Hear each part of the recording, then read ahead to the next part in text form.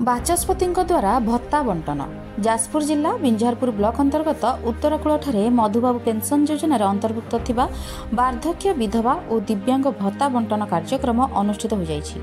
मुख्य अतिथि भाव जोग देइथिले ओडिशार विधानसभार बाचस्पति प्रमिला मल्लिक। से 257 जन को भत्ता बंटन करथिले। अन्य मानक मध्य सरपंच प्रीति कृष्णा जेना, समिति सभ्य रंजन कुमार मल्लिक, जिला परिषद सभ्य अहल्या स्वाई, ब्लॉक अध्यक्षा रंजिता कुमारी दास, एससीओ धर्मेन्द्र साहू एही कार्यक्रम को सहयोग करथिले। सेमाने हेले विनय नाथ, विभूति नाथ, सुरेंद्र बेहेरा, प्रफुल्ल बेहेरा, रमेश मल्लिक। जाजपुर सरोज कुमार साहू रिपोर्ट, जाग्रत भारत न्यूज। से आवश्यकता पूर्ण करने पाई निश्चित परिमाण में आपको 2-3 दिन में हो कि 7 दिन में हो कि 8 दिन में हो निज गुजरान मानिया पाई 500 टका लगा प्रति मास रे आसंता मास को आपण माने 500 टका लगा प्रति मास रे पाइबे। आज आपण माने विगत 3 मास रो पैसा 1500 टका आपण माने पाइबे।